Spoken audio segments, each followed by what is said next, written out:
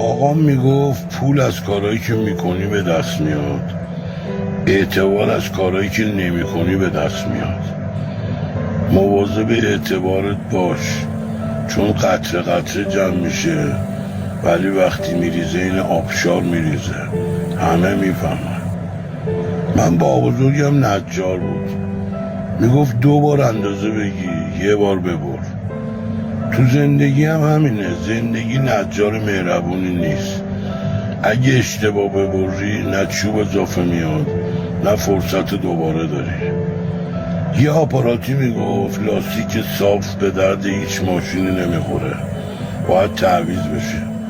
تو زندگی هم همینه، اگه زیادی صاف باشی تعویضت میکنن.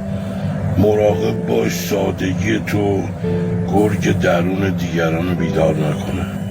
هیچ وقت از خواستهات دست نکش، یا میبری جشن میگیری یا میبازی درس میگیری. بالاخره زندگی ادامه داره. تصمیمات درست حاصل تجربه است و تجربه حاصل تصمیمات غلطه.